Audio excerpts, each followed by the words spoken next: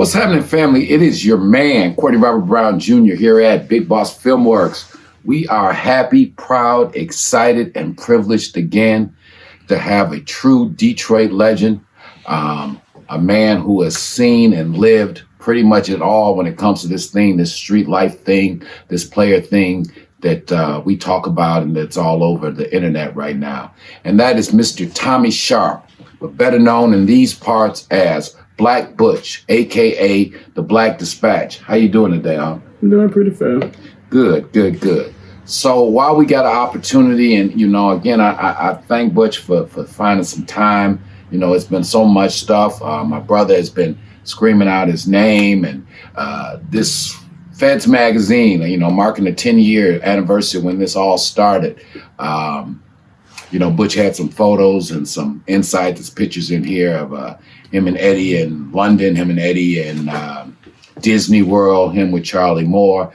And this was kind of the first public thing where the world began to get to know about Butch. Unc, I know after you had some health issues, a stroke and all, so we really appreciate, you coming and finding some time to really let the world know firsthand. Again, you spent every day with Eddie from what, From 69 up until the time when he violated his bond. That was in 76. Okay, so, we know, I know I've told some stories that, I've known, I don't remember ever not knowing you. And I know Eddie Jr. don't ever remember not knowing you. And you've told both of us stories, and we've heard stories from my father and from, all the other guys in the streets. So if any story we even said and we got some of the details right, we were never trying to speak inaccurately. It's just we were young when we heard the story. So anything you can clear up that I ever said or anybody out there ever said, make sure you make a point to do that. So we're going to get started. We know that Eddie was dealing with the Gambino Crime Family, with that French Connection move. So why don't we start there, man? And because that's an interesting story that I've heard bits and pieces, and I've heard it from my father's perspective, but I believe I'll try to set up and you take it from there. Eddie was having a disagreement with the Gambinos, and talk about the level of respect they had for Eddie and why they respected him in the way they didn't, because I think you had to go up to New York and straighten it out, didn't you? Yes, I was the one that went. And like I said, you understand, they respected Eddie and me because I was the one dealing with him. And the reason why they respected him so much, because on the level dealing with them, most people that you're dealing with people on that level, they be yes men. But Eddie never was no yes man, because he always felt like when you spending your money, you got to have some kind of say-so about something if it's not right. And that's the reason why they respected him so much, because of that. And he always came with cash money. And we had a disagreement one particular year where Eddie felt like they was overcharging him. I think about $10,000 more on a key. And he felt like, if they couldn't drop the price, he sent me up there. He asked Courtney to go. Courtney told Eddie, he said, I'm not going to go up there fucking with them. He said, well, I'm going to get Black Butch to go. And he said, you and Black Butch going to fuck around and get all us killed. And, so I went up there. So I went and met him, and we used to meet him at the Chinese restaurant. And so when I went there, he was about the guy, Doc, that was the one, he was dealing with. He had about 4 or 5 guys with him. So when I met him, he told me to come on, walk with us, Black Butch. I said, all right.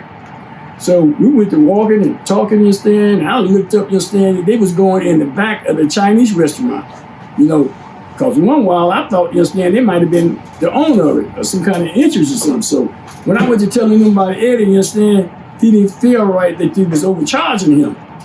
And he told me to tell him that he's going out west to see if he can get a better deal.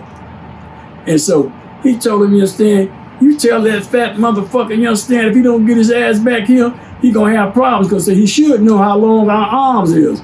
And when I told Doc that, I said, Doc, I'm gonna let you know, you understand now. I'm not telling you this. Eddie asked me to tell you. He went to laugh and he said, that's the reason why I'm crazy. That's why I'm so crazy about y'all two. That fat motherfucker and your black ass. And so, you understand, we went on after that, you understand, that problem was solved.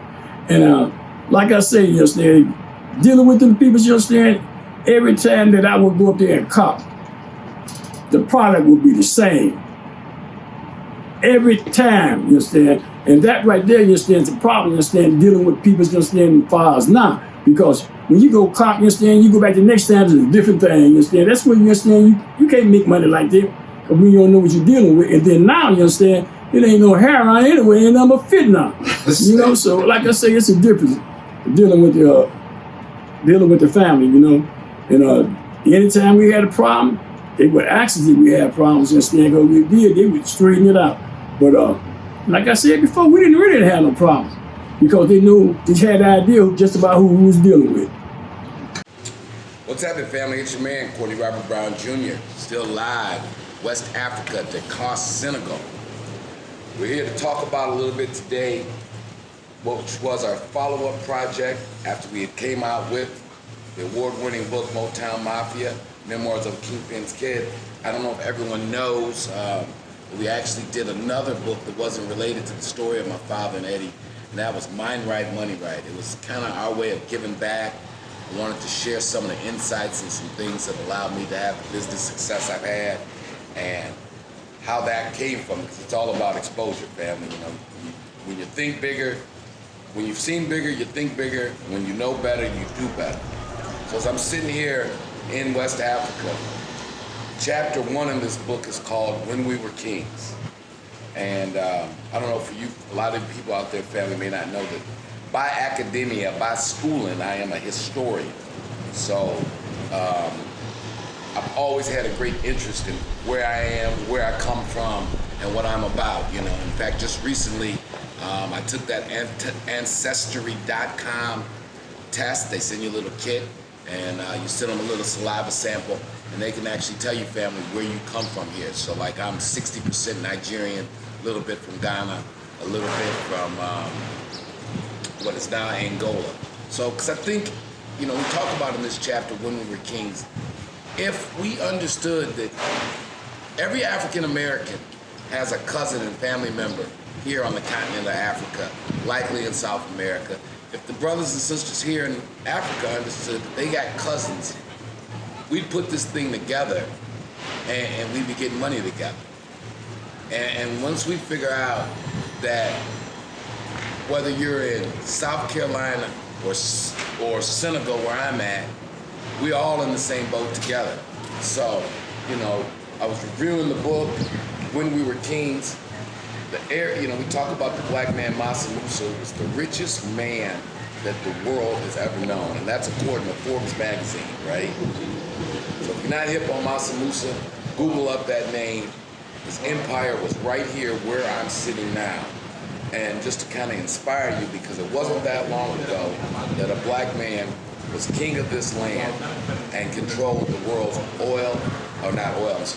controlled the world's gold, silver, salt, and was regarded as, he was the richest man of his time and the richest man the world has ever known. And if we understood that we come from kings, that's not just something that the Hotep brothers and sisters be saying, but it's the truth. So we can all do a little bit better. But in these times we live now, man, with all this going on, this George Floyd thing, the police shooting us, the things and struggles that's going over here on the continent, and really just we as people of color all over the world, the situation we find ourselves in. Give this book a read, man. I'm not just saying as a plug. In fact, I think I'm going to do a little promotion when I get back, really make it accessible. It'll give you some real insights, really be able to connect the dots. So that's Getting Off Zero, named after Brother Ray Tatum's company down in Atlanta. We hooked up about, that was in 07, and Big Boss Filmworks and Getting Off Zero have been doing business together ever since. And our theory is simply this, brothers and sisters. If you get your mind right, you'll get your money right.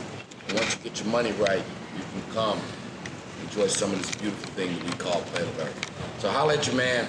Again, 10-year anniversary of Big Boss Filmworks. We are really, really happy and proud. We thank you guys so much. Check out our catalog. Getting off zero, mind right, money right. You want more of the real intel, detailed stories on how Pops and Eddie Jackson, the Fat Man, put it down in the 70s. Pick up the book, Motown Mafia, Memoirs of a Kingpin's Kid. You got Amazon. Check out the doc, Motown Mafia, the story of Eddie Jackson and Courtney Brown. And also, our newest works, Motown Mafia, Big Man on Campus. Give us a shout. 10-year anniversary, Big Boss Filmworks, BigBossFilmworks.com. Salute, peace, and thank you all. I'm out.